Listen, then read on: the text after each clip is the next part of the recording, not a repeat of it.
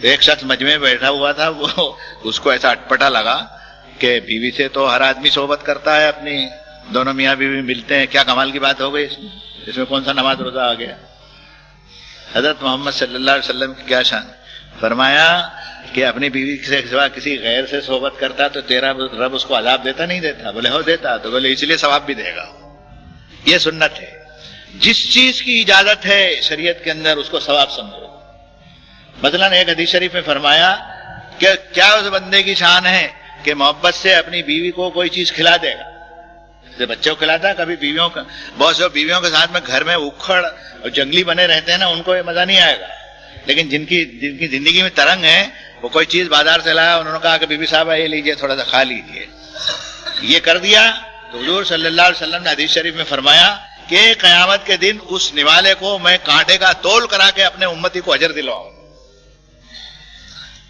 نتیجہ کیا نکلا کہ جو چیزیں مانو پرکرتی جس کو کہتے ہیں، انسانی فطرت کہتے ہیں، اس کی ضروریات میں سے ہے، وہ بھی بندگی میں داخل ہے۔ اس لیے فرمایا قرآن شریف میں ایک جگہ، غالباً سورہ روم کی آیت ہے کہ فطرت اللہ التی فطر الناس علیہا لا تبدیل لخلق اللہ، دین فطرت ہے، جس پرکرتی کے اوپر انسان کی اللہ تعالیٰ نے تشکیل کی ہے، اس کو وجود کا جامع پہنایا، لا تبدیل لخلق اللہ، یہ تخلیق الہی ہے، اس میں کسی طرح کی تبدیلی کرو گے بھونچال آ جائے گا، انسانی زندگی میں سکون تمہارا غارت ہوگا۔ چنانچہ یورپ اس کا مزہ لے رہا ہے، اس عذاب کا ذائقہ اور لذت اس کو مل رہی۔ اب یہاں جو بات فرمائی کہ فلما تغشا حملت حملا خفیفا فمرت بہ، اصل لفظ تو غشا جو ہے وہ چھا جانے کا ہے، لیکن ترجمے میں احتیاط اس خادم نے برتی۔ بقول ایک عالم ربانی نے ان سے جب پوچھا میں نے کہ بھئی غشا کا ترجمہ یہاں کیا کرنا ہے، تو انہوں نے مجھ سے کہا بارک صاحب یہ یہاں ترجمہ جو ہے پہلو میں لیا، ایسا کرنا بہت پسند آیا۔ ترجمے میں احتیاط ہونی چاہیے، اس میں ادبیت ہونی چاہیے، کوئی ضروری نہیں کہ ہر جگہ لفظی ترجمہ ہی کیا جائے۔ ترجمے میں جو چیز اس واقعے کو اٹھاتی ہے، تو میاں نے جیسے اپنے بیوی کو پہلو میں لیا، آگے کی کاروائی کا کوئی ذکر نہیں فرمایا، فرمایا ہلکا سا حمل رہ گیا۔ شروع میں عورت کو جو حمل رہتا ہے وہ بالکل حملا خفیفہ، یہ اس دور کی بات ہے 1400 برس پہلے کی، جب محمد رسول اللہ صلی اللہ علیہ وسلم نے دنیا میں اس راز کو کھولا۔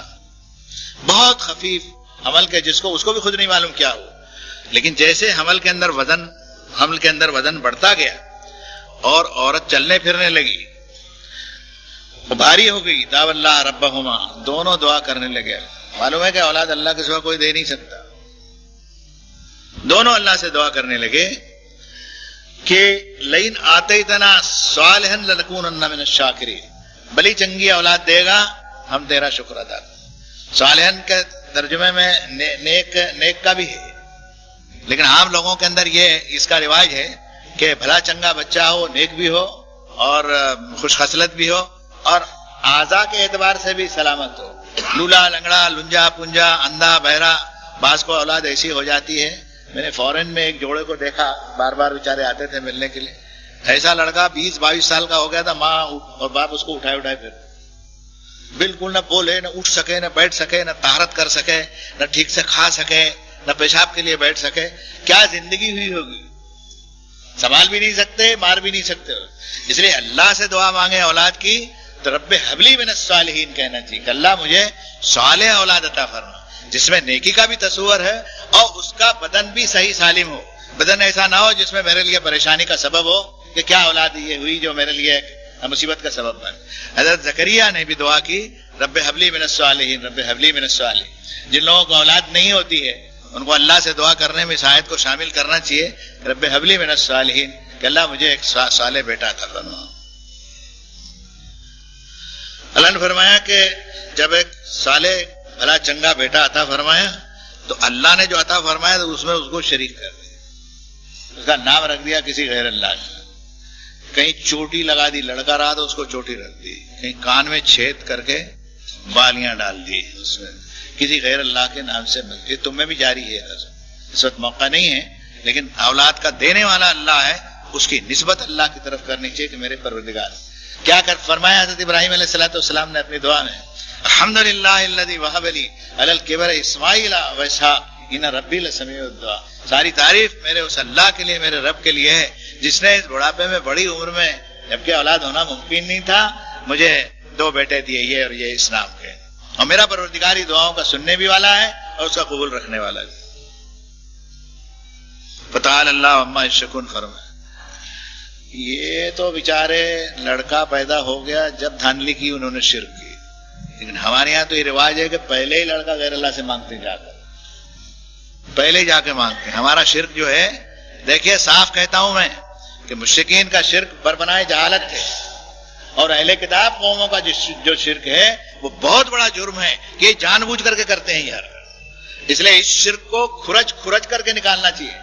چھوٹے چھوٹے مسائل، ایک ہاتھ سے مسافہ کرنا، دو ہاتھ سے مسافہ کرنا، اور 8 رکعت تراویح پڑھنا اور 20 رکعت رفعتین کرنا نہیں کرنا جھگڑے کا سبب نہیں ہے۔ یہ اللہ کے یہ نہیں ہونے والا حشر کے میدان میں کہ 8 رکعت والے کو بلا اور اس کو دوزخ میں بھیج دو، یا اس کو جنت میں ڈالو، اس کو جنت میں ڈال دو، یا اس کو پکڑ لو اس کو پکڑ لو۔ نہیں، اس نے توحید پر پکڑ کرنی ہے کہ توحید کے اوپر کون ہے، اس کے لیے نجات ہے، اور شرک کے اوپر جو ہے اس کے لیے جہنم کی نار کی دھمکی دی گئی قرآن شریف میں بھی اور حدیث شریف میں بھی۔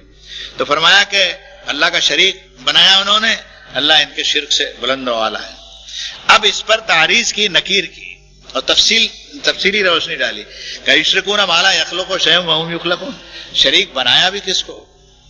اس کو جو خالق نہیں تھا، جو خود مخلوق تھا، کبھی بنایا گیا؟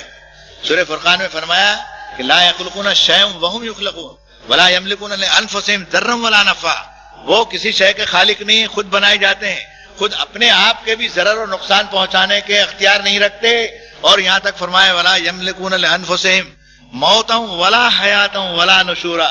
نہ مر جانے کا اختیار رکھتے ہیں، نہ جی اٹھنے کا اختیار رکھتے ہیں، نہ زندہ رہنے کا اختیار رکھتے ہیں، اور نہ مرنے کے بعد دوبارہ زندہ ہونے کا کوئی چیز ان کے اختیار میں نہیں۔ تو کھری توحید جو ہے وہ قرآن شریف کی اور حدیث شریف کی ہوئی یا ہماری ہوئی؟